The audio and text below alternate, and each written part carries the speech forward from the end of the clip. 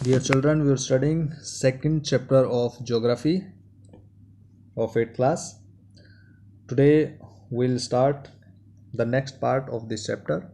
In this part we'll study about soil and water. You know that both are the natural resources, very important resources.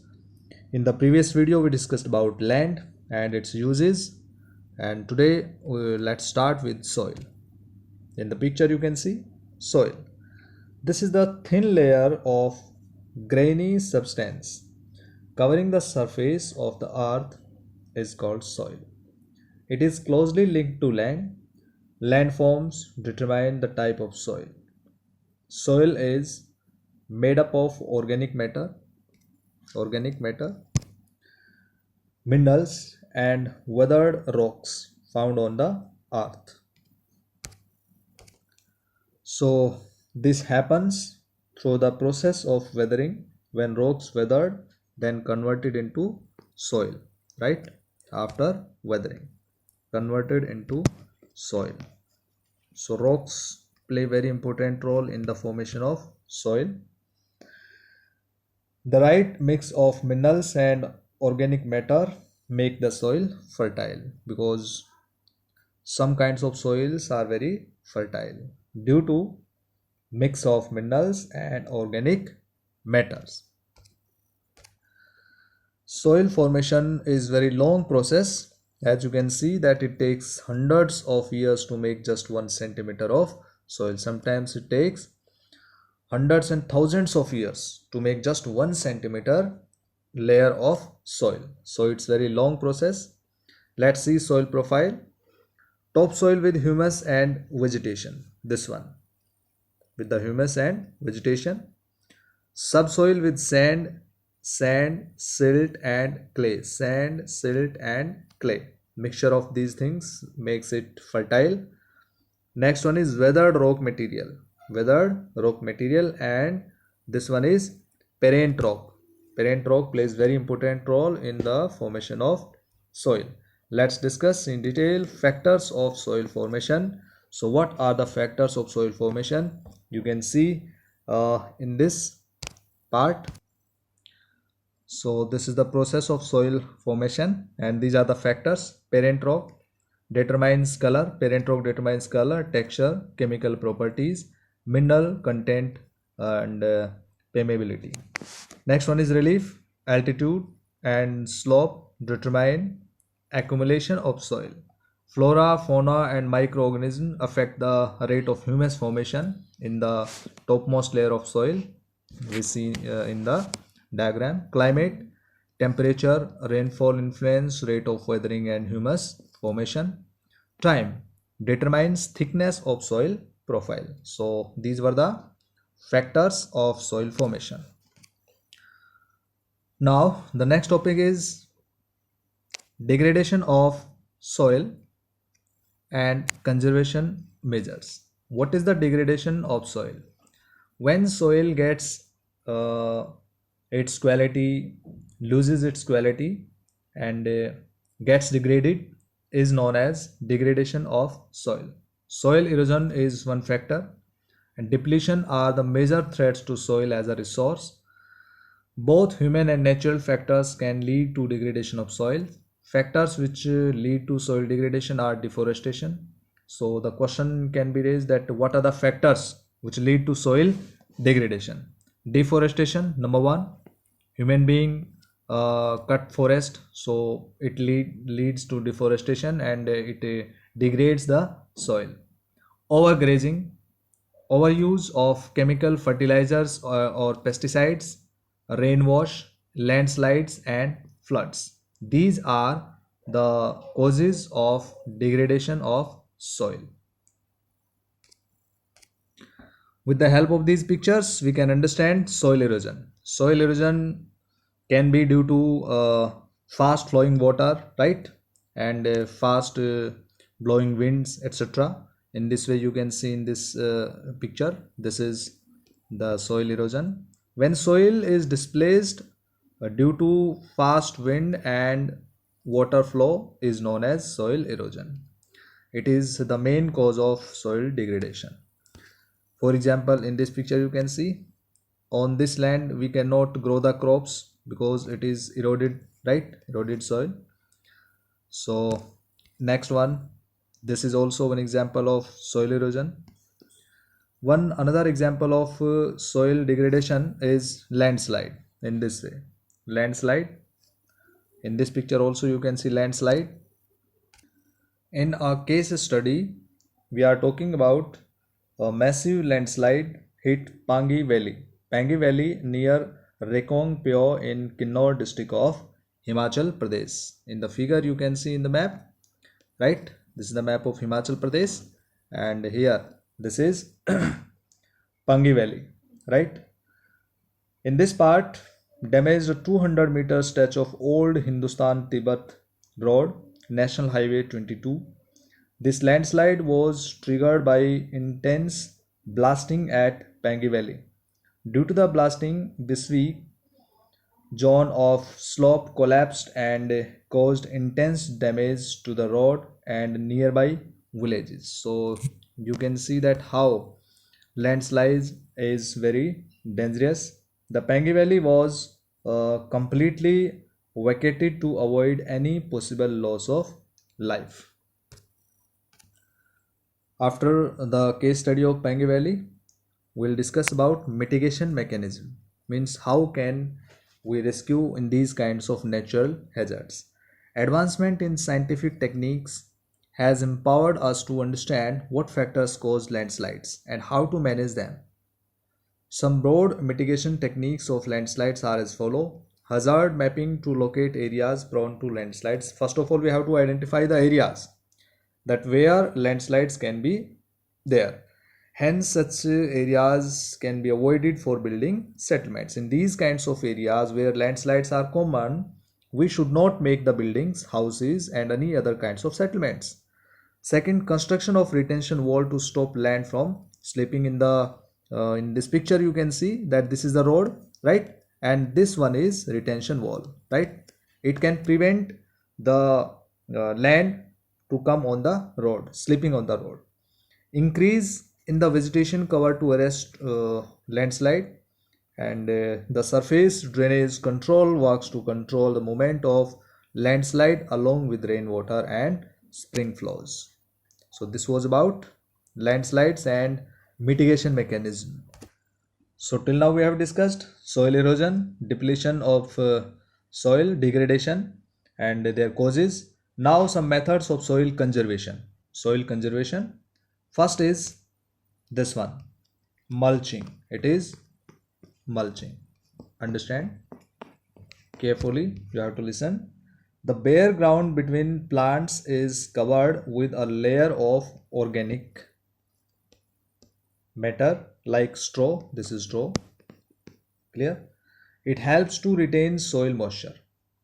In another picture we can see this one. You can see this one. This is the mulch layer of straw. Clear? And here the moisture is there, but it is dry. This area is completely dry. So it covers the soil and it prevents the soil erosion. Clear? So this is very important and very useful method, mulching, to protect soil and to conserve soil. This one also is a picture of mulching, you can understand. Next one is rock dam. This is another way to prevent soil erosion. Rock dam. These are the dams of rocks to prevent water to flow on soil. Rocks are piled up to slow down the flow of water. In another picture we can see this one. This one also one kind of rock dam. The flow of water can be slow with the help of these dams. So this prevents gullies and further soil loss. So this is also important method to protect soil. You can see in figure 2.6, this is contour plowing. Stones, grass, soil are used to build barriers. These kinds of barriers are there, barriers, and along contours. Trenches are made in front of the barriers to collect water. Rock dam we have discussed. Next one is terrace farming. What is terrace farming? Broad, flat steps or terraces are made on the steep slopes like this.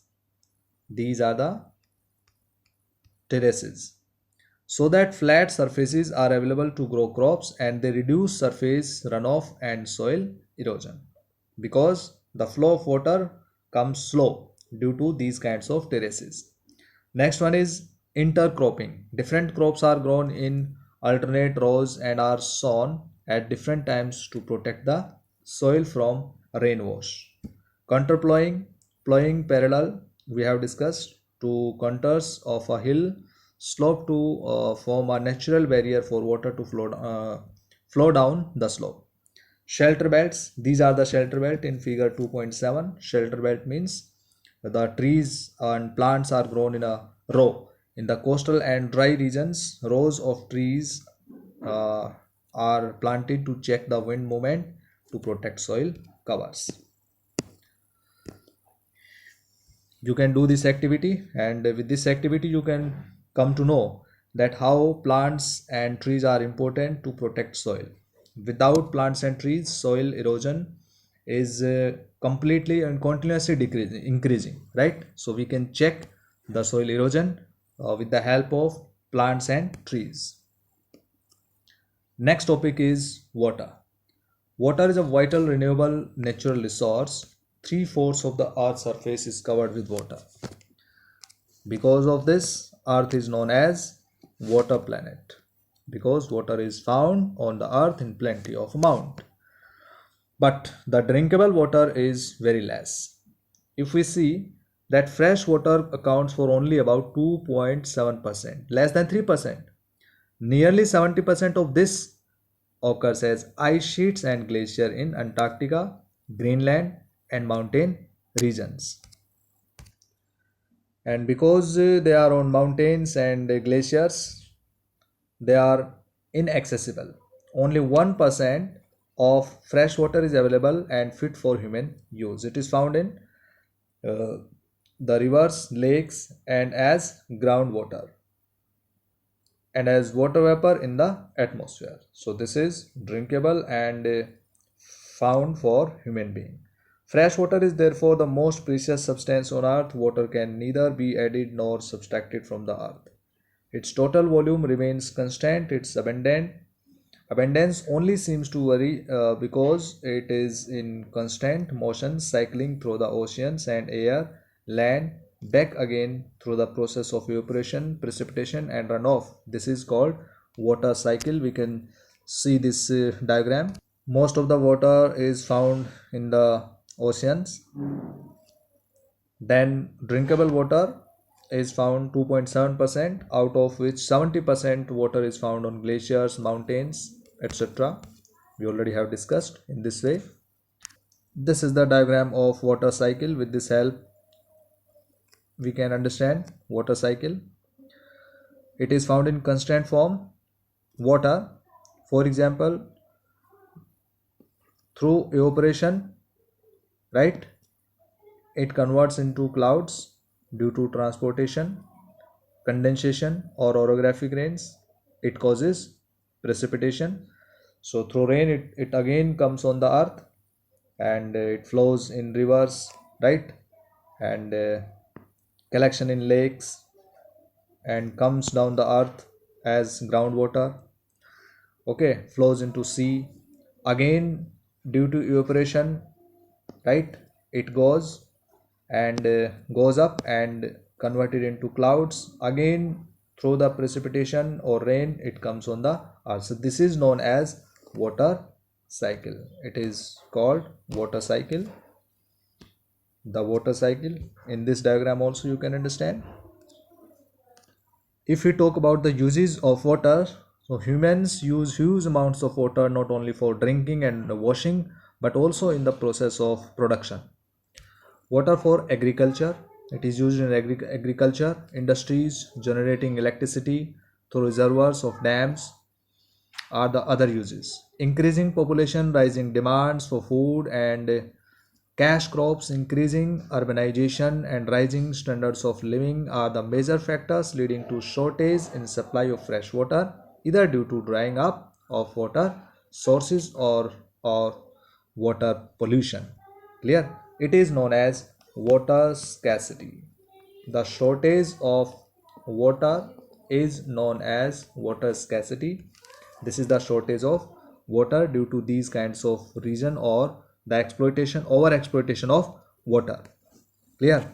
So problems of water availability, we can understand that in most of the part of Africa, West Asia, South Asia, parts of Western USA, we can understand with the help of this map.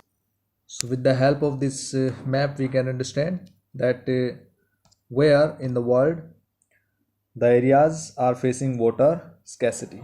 Most of African parts, because this is desert area, right, are facing water scarcity. And West Asia, yeah, this region, West Asia, South Asia, okay, and a part of Western USA, this part of Western USA, Mexico, parts of South America, most of the parts of South America, and Central and entire Australia. In this map, we can see Australia are facing water scarcity, shortage of water in fresh water supply. Countries located in climatic zones most susceptible to droughts face great problems of water scarcity. Thus, water shortage may be a consequence of variation in seasonal or annual precipitation, or the scarcity is caused by over exploitation and contamination of water sources. So water is very important resource. Without water, living beings cannot be existed on the earth, and survival of all kinds of living beings will be in danger if water scarcity will be increased. Clear? So we have to conserve water. How to conserve or how to save water? First of all, we have to stop the pollution of water. Like in figure 2.8, you can see that river Yamuna is getting polluted due to sewage, industrial effluents and garbage. So the pollution of water we have to stop, and we should not pollute water with nitrates, metal, pesticides, etc. So in industrial effluents also could be checked. Most of these chemicals are known biodegradable and reach human bodies through water. Water pollution can be controlled by treating these effluents suitably before releasing them in water bodies. So forest and other vegetation cover slow surface runoff and replenish underground water. So water harvesting is another method. We have to protect or save rainwater harvesting, right? Water harvesting is very important thing. So rainwater harvesting is the method to save surface runoff. The canal used for irrigation fields should be properly lined to minimize losses by water seepage. Sprinklers effectively irrigate the area by checking water losses through seepage and evaporation. In dry regions with the high rates of evaporation, drip or trickle irrigation is very useful. So the valuable water resource can therefore be conserved by adopting these means of irrigation. So simply, we have discussed that what are the causes of water scarcity. Simply, overuse of water, over exploitation of water. And then what are the ways or methods to conserve water resource. Okay, so these two very important topics we have discussed about soil and water. So dear students, in the next video we'll study about natural vegetation and wildlife. So thank you. Have a nice day.